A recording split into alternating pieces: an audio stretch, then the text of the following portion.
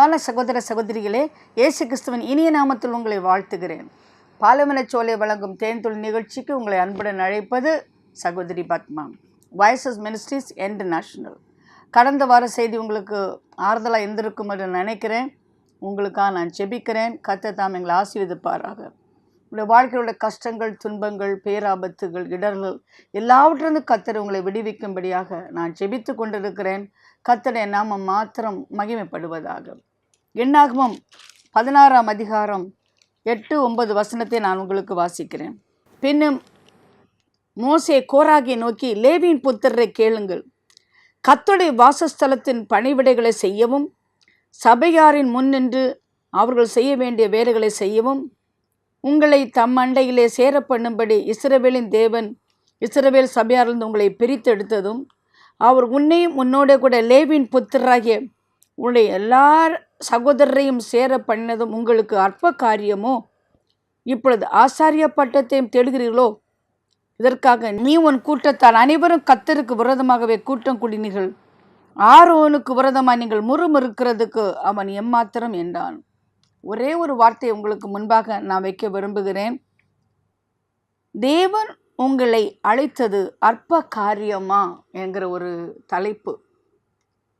ஆண்டவர் உங்களை அழைத்து தமது கோத்திரமாய் தெரிந்து கொண்டு விசேஷமாய் உங்களை வேறு பிரித்து அழைத்து வந்தது அற்ப காரியமா? என்னை கேட்டுக்கொண்டிருக்க கர்த்தருடைய பிள்ளைகளே, இந்த என்னாகமம் முழுவதும் நாம் பார்க்கும்பொழுது இஸ்ரவேல் மக்கள் அவருடைய பயணம், அந்த எகிப்திலிருந்து கானானுக்கு போகிற பயணத்தில் நடந்தவைகள் எல்லாவற்றையும் நாம் ஒவ்வொரு பகுதியாக இங்கே படிக்கலாம். மொத்தமாக சொல்லப்போனால் இஸ்ரவேல் மக்கள் வாழ்க்கையில் கண்டுபிடித்த ஒன்று, தேர் அன்கிரேட்ஃபுல், நன்றி அற்றவர்களாக இருந்தார்கள். எப்பொழுதுமே முறுமுறுக்கிறவர்களாக இருந்தார்கள். அவர்களை ஆண்டவர் அருமையாய் அழைத்து வந்த தேசத்திற்கு கொண்டு செல்வதற்காக அந்த தேசத்தை வேவு பார்ப்பதற்கு 12 பேரை ஆண்டவர் அனுப்புகிறார். அதில் 10 பேர் தவறான செய்தியை கொண்டு வருகிறார்கள், ஆனால் 2 பேர் நல்ல செய்தியை கொண்டு வருகிறார்கள். இந்த 10 பேர் என்ன சொன்னார்கள் என்று பாருங்கள். நாங்கள் போய் வந்த தேசம் அருமையான தேசம்தான், ஆனால் அங்குள்ள ஜனங்களோ ஏனோக்கியர்கள், ராட்சதர்கள், பட்டணங்கள் அரணிப்பானவைகள், அவர்களுக்கு முன்பாக நாம் வெட்டுக்கிளியை போன்றிருக்கிறோம், ஆகியால் அதை சுதந்தரிக்க நம்மால் கூடாது என்று சொல்கிறார்கள். ஆனால் காலேப் யோசுவாவும் நான் உடனே அதை கடந்து போய் நாம் அதை சுதந்தரிப்போம், கர்த்தர் நம்மோடு கூட இருக்கிறார் என்று அவர்கள் சொல்கிறார்கள். எங்கே பார்த்தாலும் ஆண்டவருக்கு விரோதமாய் முறுமுறுக்கும் கூட்டத்தை தான் பார்க்கிறோம். நாங்கள் இங்கே வந்தது எதற்காக? நாங்கள் திரும்பி போனால் நலமாக இருக்கும். எகிப்திலே எங்களுக்கு நல்ல ஆகாரம் கிடைத்தது, ஆனால் இங்கே மன்னாவே நாங்கள் சாப்பிடுகிறோம். What is this? இந்த மன்னாவே நாங்கள் சாப்பிட்டு கொண்டு இருக்கிறோமே என்று சொல்லி முறுமுறுக்கிறார்கள். என்னை கேட்டுக்கொண்டு கர்த்தருடைய பிள்ளை, ஆண்டவர் எப்படிப்பட்டவர் என்று நான் பார்க்கும் பொழுது, இந்த அதிகாரங்கள் 2ஆம் அதிகாரம், 3ஆம் அதிகாரம், 4ஆம் அதிகாரம், 5 எல்லாம் பார்த்தீங்கன்னா மோசேயோடு மட்டும்தான் கர்த்தர் பேசுகிறார். ஒரு தலைவனை கர்த்தர் ஏற்படுத்தும் பொழுது அந்த தலைவனுக்கு ஆண்டவர் எல்லா அதிகாரத்தையும் கொடுக்கிறார். யாரோடு பேசுறதில்லை. நாங்கள் கமிட்டி மீட்டிங் இல்லை, எல்லர் இல்லை, ஓட்டு போட்டு 12 பேர் இல்லை 10 பேர் சொல்கிறதான் கரெக்ட் என்று பெரும்பான்மையை பின்பற்றுகிற கூட்டத்தோடும் கர்த்தர் கிடையாது. ஆண்டவரோடு நிற்கிற ஒரு சிறுபான்மையோடு கர்த்தர் இருப்பதை நாம் பார்க்கிறோம். இப்படி உங்களை அருமையாய் தேவன் அழைத்து கொண்டு வந்த காரியம் அற்பமானதோ என்று கேட்கிறார் மோசே. என்னை கேட்டுக்கொண்டு கர்த்தருடைய பிள்ளை, உங்களை பார்த்து நான் கேட்கிறேன். அடிமைத்தனமான எகிப்திலிருந்து கர்த்தர் உங்களை அழைத்து வந்து, ஆச்சரியமான ஒளிக்கு உங்களை அழைத்து வந்து, ரட்சிப்பை உங்களுக்கு கொடுத்து, அபிஷேகத்தை கொடுத்து, வரங்களை கொடுத்து, கிருபைகளை கொடுத்து, பாலும் தேனும் ஓடுகிற கானான் தேசத்துக்கு இஸ்ரவேல் மக்களை வழிநடத்தினது போல அந்த பரலோக பாதையிலே தேவன் நம்மை கொண்டு செல்கிறாரே, இது அற்பமான ஒரு காரியமா என்று உங்களை பார்த்து நான் கேட்கிறேன். இப்படி தேவன் நம்மை நடத்தி கொண்டு வருகிற அந்த மார்க்கத்தை குறித்து நன்றி சொல்லும் மக்கள் இங்கே இருக்கிறீர்களா என்று நான் கேட்கிறேன். நாம் நன்றி கட்டவர்களாய் மாறி போய் கொண்டே இருக்கிறோம். பிரச்சனை வந்தால் நான் திரும்பி போயிடுறேன், பழைய பாவ வாழ்க்கைக்கு நான் போகிறேன். நல்லா தான் இருந்து சினிமா பார்த்துட்டு குடிச்சிட்டு ஆடம்பரமாக வாழ்ந்தது நல்லா தான் இருக்குது. இங்கே வந்தான்னா பிரச்சனையாக இருக்குன்னு சொல்கிறவங்க இருக்கிறாங்க. என்னை கேட்டுக்கொண்டிருக்க கர்த்தருடைய பிள்ளையே, ஆண்டவர் மோசையோடு பேசினது போல இன்றும் மோசே இஸ்ரவேல் மக்கள்கிட்ட பேசினதை நானும் பேசுகிறேன். லேவியரே, தேவன் உங்களை அழைத்து வந்தது எதற்காக தெரியுமா? அவரை சேவிப்பதற்காக. அவருடைய ஆசாரிப்பு கூடாரத்திலே அவருக்கு பணிவிடை செய்யும்படியாய் கர்த்தர் உங்களை தெரிந்து கொண்டாரே. இது ஒரு அற்பமான காரியமா என்று ஆண்டவர் கேட்பதை நாம் பார்க்கிறோம். இன்றைக்கு நான் உங்களை பார்த்து நான் சொல்கிறேன், தேவன் நம்மை லேவியராய் ஆசாரிகளாய் தெரிந்து கொண்டு இன்றைக்கு அவருடைய சமூகத்தில் நம்மை நிற்க வைத்திருக்கிறாரே, அது ஒரு அற்பமான காரியமா? உங்களை பார்த்து நான் கேட்கிறேன். இன்றைக்கு கூட ஆண்டவர் கொடுத்த ரட்சிப்பையும் அபிஷேகத்தையும் மதிக்காத திரள் கூட்டமான மக்களை நான் பார்க்கிறேன். தேவன் கொடுத்த பெரிய சமாதானத்திற்காக நன்றி சொல்லாத கூட்டத்தை நான் பார்க்கிறேன். சந்தோஷத்திற்காக தேவனை பாராட்டாத ஒரு கூட்டத்தை நான் பார்க்கிறேன். ஆண்டவர் அருளின மன்னா அனுதினம் சுட சுட சாப்பிட்டார்களே, ஆனால் இது என்ன என்று கேட்டார்கள். இன்றைக்கு எத்தனை பேர் இந்த வேத புத்தகத்தின் மேல் நீங்கள் அன்பு வைத்திருக்கிறீர்கள்? யோப் என்ற பக்தன் சொன்னார், அனுதின உணவை பார்க்கலும் ஆண்டவரே, நீ அருள் இருக்கிற வேதம் எனக்கு ஆகாரம் என்று சொன்னார். I consider the word of the Lord more than my food. எனக்கு எத்தனை பேர்? நான் எப்பொழுதும் சொல்கிறது உண்டு, ஆப்பிரிக்காவில் ஒரு தடவை சாப்பிடுவாங்க, அமெரிக்காவில் ஒரு தடவை சாப்பிடுவாங்க, ஆனால் இந்தியாவில் 4 தடவை சாப்பிடுவாங்க. ஒரு நாள் 4 தடவை, அப்போ 7 நாள் 28 தடவை நம்ம சாப்பிட்ருக்கோம். இந்த வேதத்தை 28 தடவை ஒரு வாரத்தில் வாசித்தவங்க எத்தனை பேர்? ஒரு 10 நாளைக்கு முன்னே ஒரு பாஸ்டரை பார்த்தேன். அவர் இந்த பைபிளை முழங்காலில் 40 தடவை படிச்சிருக்காராம். அவனோட சல்யூட்டிவ், முழங்காலே 40 தடவை படிச்சிருக்காராம். என்னை கேட்டுக்கொண்டு கர்த்தருடைய பிள்ளை, முழங்கால் எங்கே சென்றது? நான் கேட்குறேன், நம்ம ஆண்டவரை தேடுகிறோமா? எங்கே ஆண்டவர் என்று கேட்குறீங்களா? God is word, word is God. வேதம்தான் கடவுள். ஆதியிலே வார்த்தை இருந்தது, அந்த வார்த்தை தேவனோடு இருந்தது, அந்த வார்த்தை மாம்சமானது. கடவுள், கிறிஸ்தவங்க கடவுள் எங்கே இருக்குன்னா பைபிள் தாங்க கடவுள். என்னை கேட்டுக்கொண்டு கர்த்தருடைய பிள்ளையே, ஒரு காலத்தில் இந்த வேதத்தை சுமந்தார்கள். நான் வாலிபத்தில் வேதத்தை சுமந்தேன். இந்த நாட்களில் வேதம் என்னை சுமக்கிறது. எத்தனை பேர் வேதத்தை முக்கியமாக நினச்சி ஆலயத்துக்கு எடுத்துகிட்டு வர்றீங்க? என் பைபிள் 2 கிலோங்க, பெருசாக இருக்கும் என் ஆங்கில பைபிள். வெளிநாட்டு போனால் சிரிப்பாங்க. நாங்கள்லாம் செல்ஃபோனில் வச்சுருக்கோம், என்ன சிஸ்டர் இந்த பைபிளை தூக்கிட்டு வந்திருக்கீங்க? இந்த கடைசி காலத்தில் கல் மண்ணெல்லாம் சுமக்கிறதுக்கு கடவுளுக்கு, கல்லான கடவுளுக்கு கல்லை சுமக்கிற மக்கள் இருக்காங்க. ஆனால் ஜீவனுள்ள தேவனுக்கு இந்த வேதத்தை சுமக்க மக்களுக்கு மனதில்லை. What is this? இந்த மண்ணை எங்களுக்கு வெறுப்பாக இருக்கிறது. எப்போ பார்த்தாலும் பைபிள் படி, பைபிள் படின்னு சொல்கிறாங்க. அவசர செல்ஃபோனில் நாங்கள் படிக்கிறோன்னு வாலிப பிள்ளைங்க சொல்லி ஏமாத்துறாங்க. செல்ஃபோனில் எடுத்து பைபிள் படிக்க போனால் நிச்சயமாக நான் சொல்கிறேன், சாத்தான் உங்களை யூடியூப் கொண்டு போவான், வாட்ஸ்அப் கொண்டு போவான், ஆனால் ஒரு சினிமா சீரியலுக்கு கொண்டு போவான். ஏன்னா இந்த உலகம் அவ்வளவு தூரம் வாலிபர்களை கவர்ச்சிக்கிறது, ஏன் வயோதிபர்களையும் கவர்ச்சிக்கிறது. எத்தனை பாட்டிங்க இப்போ சீரியல் பார்த்துருக்காங்க தெரியுமா?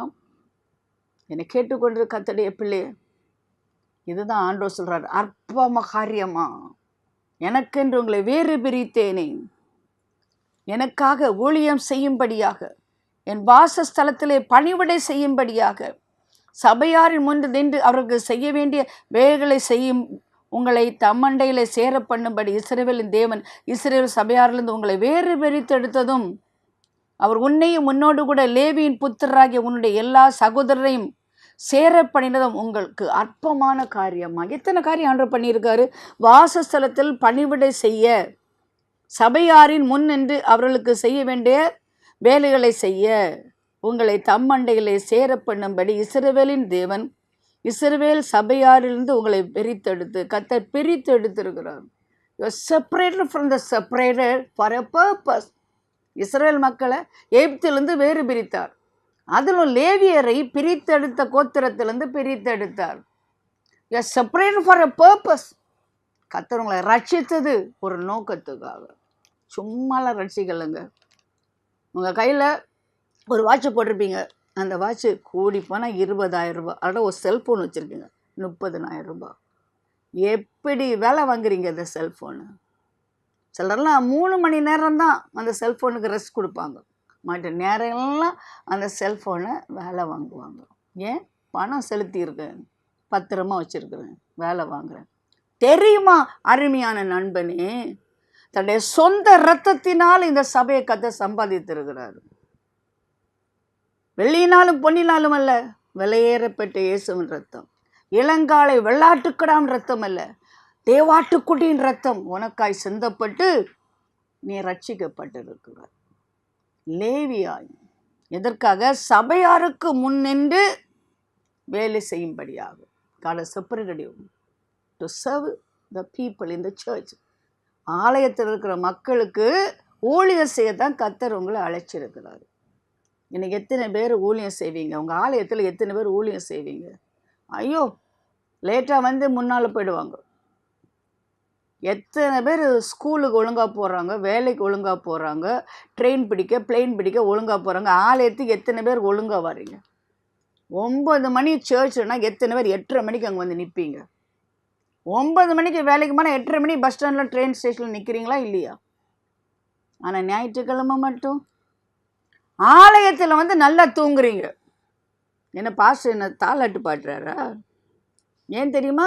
வீட்டில் வேலை, காலைல சமைச்சு மத்தியானம் சமைச்சு துணியை துவைச்சி எல்லா வேலையும் ஞாயிற்றுக்கிழமை காலையில் சாப்பிட்டுட்டு ஒரு நல்லா குளிச்சுட்டு ஆலயத்தில் வந்து நல்லா கொரட்டை போட்டு தூங்குறாங்க.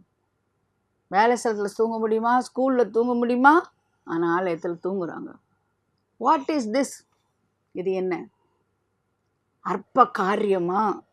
வேறு பிரித்தது அற்ப காரியமா? சபை மத்தியில் ஊழியர் செய்வதற்காய் உன்னை லேவியனாய் பிரித்தெடுத்து அற்ப காரியமா? என்னை கேட்டுக்கொண்டு கர்த்தருடைய பிள்ளை, ஒரு பாய் போடுற வேலைன்னா கூட கரெக்ட் டைமில் போய் சுத்தமாக போடுங்க. இன்றைக்கி என் வளர்ப்பு மகன் என் கூட இருக்கிறான், அவளை நான் வாட்ச் பண்ணிகிட்டே இருக்கிறேன். ஏதாவது பண்ணால் எப்படி செய்கிறா பார்க்கலான்னு கரெக்டாக பண்ணான். It touch my heart. என்னை இருதயத்தை தொட்டுது. ஏதாவது ஒரு வேலை கொடுத்து அதை க்ளீனாக பண்ணிகிட்ருக்குறோம். அப்போ தான் எனக்கு தெரியும் கடவுளுக்கு பயப்படுற பயம் அவளுக்குள்ளே இருக்குன்னு. என்னை கேட்டுக்கொண்டு கர்த்தருடைய பிள்ளைய, உனக்கு கொடுக்கப்பட்ட ஒரு வேலை, ஒரு ஊழியக்காரங்களுக்கு ஒரு வேலை செய்யலாம், அல்லனா ஆலயத்தில் ஒரு வேலை செய்யலாம், அல்லாட்டா உனக்கு ஏதோ ஒரு வேலை, ஒரு பாட்டு பாடுறது. இன்றைக்கி நிறைய பேர் கொயரில் இருக்காங்க. எத்தனை பேர் கொயரில் பாடுறதுக்கு முன்னால் 1/2 மணி நேரம் ஜெபம் பண்ணிட்டு வந்தாங்க? அல்ல சனிக்கிழமை எத்தனை பேர் அதுக்காக ஃபாஸ்டிங் எடுத்திருக்காங்க? அற்ப காரியமா? நீ ஆலயத்திலே முன்னோடியாய் நின்று கர்த்தரை மகிமைப்படுத்திருக்க அழைக்கப்பட்டிருக்கிறாய். கர்த்தர் நம்மை விடுவித்து இவ்வளோ அருமையான ரட்சிப்புக்குள் வழிநடத்தி தேவனுடைய ராஜ்யத்தை குறித்த சத்தியத்தை நமக்கு கொடுத்திருக்க, இன்றைக்கு நாம் எப்படி வாழ்ந்து கொண்டிருக்கிறோம்? முறுமுறுக்கிறவர்களாய், குறை சொல்கிறவர்களாய், அற்பமான காரியமாக இதை நினைக்கிறோம். பிரியமான கர்த்தருடைய பிள்ளைகளே, அவர்கள் சுற்றி வந்த தேசம் அருமையான தேசம் என்று சொல்ல காலேப்பு யோசுவாவும் சொல்லும் பொழுது இஸ்ரவேல் மக்கள் அழுது கொண்டு என்ன சொன்னார்கள் தெரியுமா? இஸ்ரவேல் புத்தர் எல்லாரும் மோசேக்கும் ஆரோனுக்கு விரோதமாக முறுமுறுத்தார்கள். சபையார் எல்லாரும் அவளை நோக்கி, எகிப்து தேசத்தில் செத்து போனோமான நலமாயிருக்கும், இந்த வனாந்திரத்தில் நாங்கள் செத்தாலும் நலம். நாங்கள் பட்டயத்தால் மடியும் படிக்கும், எங்கள் பெண் ஜாதிகளும் பிள்ளைகளும் கொள்ளையாகும் படிக்கும் கர்த்தர் எங்களை தேசத்திற்கு கொண்டு வந்தது என்ன?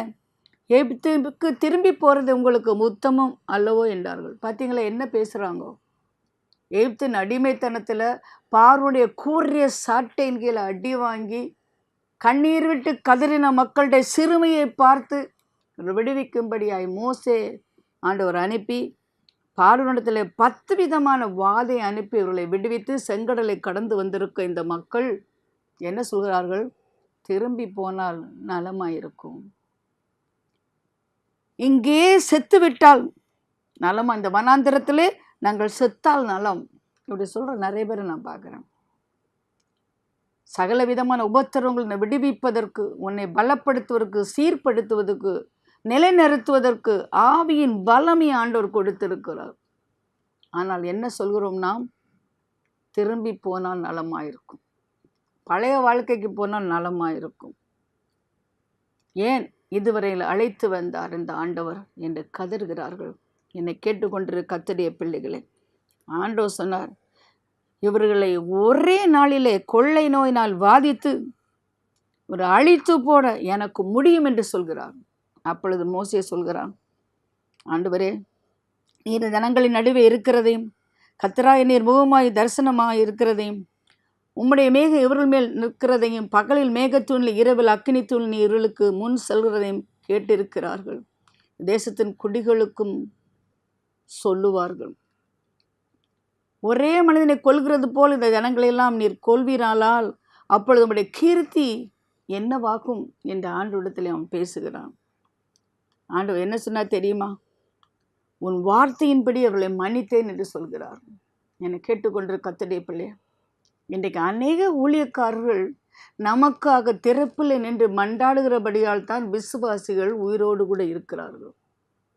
அநேக விசுவாசிகள் ஊழியருக்கு விரோதமாய் அவர்கள் போராடுகிறார்கள். அப்படித்தான் நம்ம பார்க்கிறோம். இஸ்ரவேல் புத்தர்கள் எல்லோரும் மோசேக்கு விரோதமாய் முறுமுறுக்கிறார்கள், குறை சொல்கிறார்கள். அப்பொழுது மோசே கண்ணீர் விட்டு கதறுகிறான். தேவ சமூகத்தில் முகங்குப்புற விழுந்து கிடக்கிறான். மோசேக்கு ஆரோனுக்கு விரோதமாய் கூட்டம் கூடி அவர்களை நோக்கி, நீங்கள் மிஞ்சி போகிறீர்கள், சபையார் எல்லாரும் பரிசுத்தமானவர்கள், கர்த்தர் நடுவில் இருக்கிறாரே, இப்படி இருக்க கர்த்தருடைய சபைக்கு மேல் அவங்களை ஏன் உயர்த்துகிறீர்கள்? மோசேயும் ஆரோனும் ஜனத்துக்காக எச்சரிப்பை கொடுத்து அவரிடத்தில் பேசும் பொழுது அவர்கள் சொல்கிறார்கள், நீ என்ன ரொம்ப பெரிய ஆள் மாதிரி பேசுகிறீங்க, உங்கள் சொல்கிறதெல்லாம் நாங்கள் கேட்கணுமா? நாங்களும் பெரியவங்க தான் சொல்லி மோசேக்கு விரோதமாக பேசும் பொழுது மோசே அந்த கோராகை பார்த்து சொல்கிறார், நாளைக்கு நீங்கள் எல்லாரும் வாங்க, 250 பேரும் உங்கள் தூப கலசத்தை எடுத்துக்கொண்டு அதில் அக்கினியை போட்டு தேவ சன்னிதானத்திற்கு வாருங்கள். கர்த்தர் யாரை அழைத்தார் என்று கர்த்தரே உங்களுக்கு விளக்கி காண்பிப்பார். அவர்கள் எல்லோரும் அப்படியே கூட்டமாக வருகிறார்கள். பிரியமான கர்த்தருடைய பிள்ளைகளே, தேவ சமூகத்தில் வரும் பொழுது கர்த்தர் சொன்னார், இந்த சபையை விட்டு பிரிந்து போங்கள், ஒரு நிமிஷத்தில் அவர்களை அத்தமாக்குவேன் என்றார். கர்த்தர் அழைத்து வந்தார், உங்களுக்கு தலைவர்களை கொடுத்தாரு, அவர்கள் அற்புதம் செய்தார்களே, எல்லாம் நீங்கள் பார்த்தீர்கள் அல்லவா? இன்றை அவர்களுக்கு விரோதமாய் ஏன் நீங்கள் நிற்கிறீர்கள்? இன்றைக்கு அநேக விசுவாசிகள் அருமையாய் பிரசங்கம் பண்ணி உபவாசம் எடுத்து கண்ணீர் வெடித்து ஊழியம் செய்கிற ஊழியர்களுக்கு விரோதமாய் பேசுவது, யூடியூப்பில் போடுவது, புரளி கலப்புவது, அவருடைய ஊழியத்தையே முடித்து விட வேண்டும் என்று போராடுவது நான் பார்க்கிறேன். கர்த்தர் தம்முடையவர்களை அறிவார். ஒரு நாளும் தேவன் தம்முடைய ஊழியக்காரர்களை விட்டு கொடுப்பதே கிடையாது. ஏன்? தேவன் அழைத்திருக்கிறார். அவர்களை சீர்படுத்துவார், சிறப்படுத்துவார். பிரியமான கர்த்தருடைய பிள்ளைகளை, உங்களுக்கு தெரியுமா, இஸ்ரவேல் மக்கள் பாவம் செய்த போது 10 முறை ஆண்டவர் இஸ்ரவேல் மக்களை மன்னித்தார். ஆனால் மோசே ஆண்டவருக்கு பிரியமான ஒரு ஊழியக்காரன். ஆனால் ஒரு தடவை அவன் ஆண்டவர் கண்மலையை பார்த்து பேசுன்னு சொல்லும் பொழுது அவன் அடித்தான். அதனால் கானான் தேசத்துக்குள் அவன் செல்ல கர்த்தர் அனுமதிக்கவில்லை. பார்த்தீங்களா வித்தியாசம்? விசுவாசிகளுக்கு ஊழியர்கள் வித்தியாசத்தை பார்த்தீங்களா? ஊழியர்களுக்கு விரோதமாக நீங்கள் பேச வேண்டாம், அவர் கர்த்தருடைய ஊழியக்காரர்கள். அவர் விழுந்தாலும் அவர் எழுந்திருப்பார்கள். அவரே உத்தரவாதி. ஊழியக்காரர்களுக்கு உத்தரவாதி யார்? விசுவாசி இல்லை, ஆண்டவரே உத்தரவாதி. அவளோடு பேசுவார், அவர்களுக்கு ஞானத்தை கொடுப்பார், அறிவை கொடுப்பார், புத்தியை கொடுப்பார், சிக்ஷையை கொடுப்பார், கர்த்தர் வழி நடத்துவார். இப்பொழுது கோராகு புத்திரரை நான் கோராகு தாத்தான் அபிராம் என்பவர்கள் மோசேக்கு விரோதமாக பேசுகிறார்கள். உங்களைத்தான் கர்த்தர் அழைத்தாரா? எங்களை அழைக்க மாட்டாரா? ஒன்று நான் பார்த்திருக்கிறேன், கர்த்தர் தம்முடைய ஊழியக்காரனுக்கு விரோதமாக விசுவாசிகளிடத்தில் அவர் விட்டு கொடுப்பதில்லை. பார்த்தீர்களா? என்ன முழுவதும் படிங்க. மோசையோடு பேசினார், மோசையோடு பேசினார், மோசையோடு பேசினார், வேறு யார்ட்டும் பேசலையே. இப்படி விசுவாசம் சொன்னால் என்னோடும் கர்த்தர் பேசினார், அப்படி அவர் தீர்க்க சொன்னார், இப்படி தீர்க்க நான் சொல்கிறோம் உண்டு. ஆனால் ஒரு தலைவனை கர்த்தர் ஏற்படுத்தும் பொழுது, ஒரு சபையிலே ஒரு ஊழியக்காரர் ஏற்படுத்தும் பொழுது அவர் வழியாய் கர்த்தர் பேசுவார். கர்த்தர் மதிக்கிறார். Leadership, respect the leadership. ஒரு மனுஷனுக்கு தலைமைத்துவம் கொடுக்கும்போது அவனை கர்த்தர் மதிக்கிறார், விட்டு கொடுக்கவே மாட்டார். இவரில் பாருங்க, அவன் சபையாரை நோக்கி, இந்த துஷ்ட மனிதரின் சகல பாவங்களிலும் நீங்கள் வாரி கொள்ளாதபடிக்கு இவர்கள் கூடாரங்களை விட்டு விலகி அவர்களுக்கு உண்டானவைகள் ஒன்றையும் தொடாதிருங்கள். உங்கள் சபையில் ஒரு பிரச்சனை இருந்தா, ஊழியக்காரர்களுக்கு வரது ஒரு பிரச்சனை இருந்தா, தயவு செய்து அந்த மனிதரின் பாவத்தில் நீங்களும் வாரிக்கொள்ளாதபடிக்கு அவர் கூடாரங்களை விட்டு விலகுங்க. கூட்டம் கூட்டமாக சேர்ந்து இந்த வீட்டில் ஒரு கூட்டம், அந்த வீட்டில் ஒரு கூட்டம், எதுக்கு? பாஸ்டருக்கு விரோதமாக பேசுறது. கர்த்தர் பார்க்கிறார். என்னை கேட்டுக்கொண்டு கர்த்தர், ஆண்டவர் ஊழியக்காரர் அழைத்தது உண்மை என்றால், அழைக்கப்பட்ட ஊழியக்காரன் என்றால் அவளுக்கு விரோதமாக நீங்கள் பேசவே பேசாதீங்க.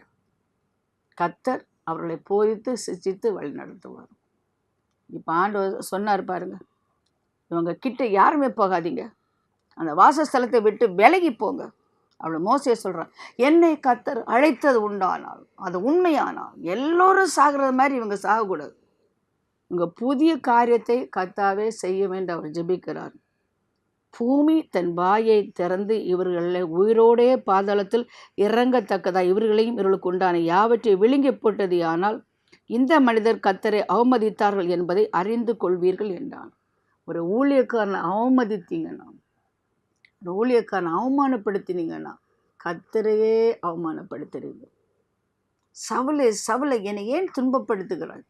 அவங்கண்ணா, நீர் யார் ஆண்டவர்?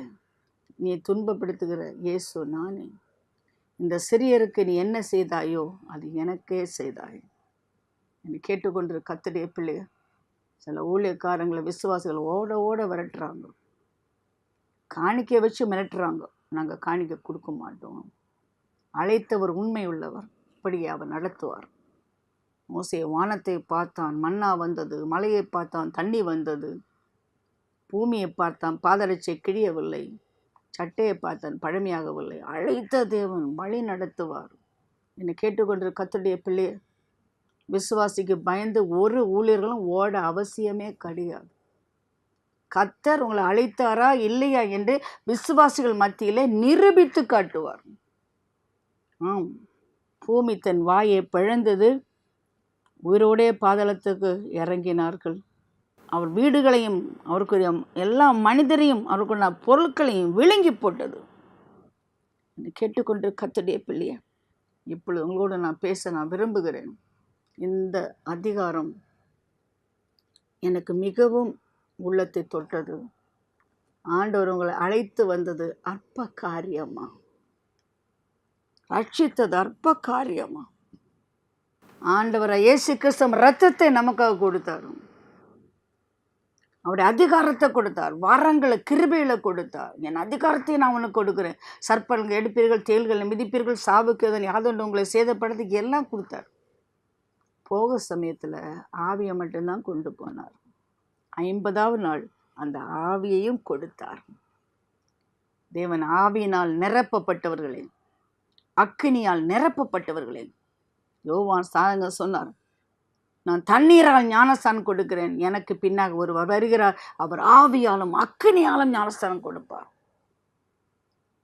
ஆவியால் நிரப்புனது மட்டுமல்ல, அக்கினியால் தேவன் உன்னை நிரப்பி இருக்கிறாரே, இது என்ன அற்ப காரியமா? அதான் என்னுடைய தலைப்பு, இந்த அற்ப காரியமா? பிரியமான கர்த்தருடைய பிள்ளை, ஆண்டவர் மட்டும் என்னை ரட்சிக்காட்டா இன்னைக்கு நான் எங்கேயோ இருந்திருப்பேன். ஆனால் இன்னைக்கு கர்த்தருடைய ஊழியக்காரியாக ஒவ்வொரு வாரம் 1000 பேருக்கு மேல் பேசத்தக்கதாய் கர்த்தர் என்னை அபிஷேகித்திருக்கிறார். இது விலையேற பெற்ற $1 million plus N my life. நான் அப்படி நான் நினைக்கிறேன். ஆண்டவரே, இப்படி அப்பா ஒரு குட்டி கிராமத்தில் பிறந்து வளர்ந்து அறியாத குடும்பத்தில் வளர்ந்த என்ன இந்த வயதில் வல்லமை எடுத்து பயன்படுத்துகிறீரே அப்பா, நன்றி அப்பா. ஒரு கப் டீ கொடுத்தா கூட நன்றி சொல்லிடுவேன், கொஞ்ச நேரம் தூங்கிட்டா கூட நன்றி சொல்லிடுவேன். எத்தனை பேர் தூக்கம் வரல? கொஞ்சம் ரொம்ப நேரம் நடந்துட்டா நான் நின்று பிரசங்கம் பண்ணால் நன்றி சொல்லிடுவேன். எத்தனை பேருக்கு நடக்க முடியல?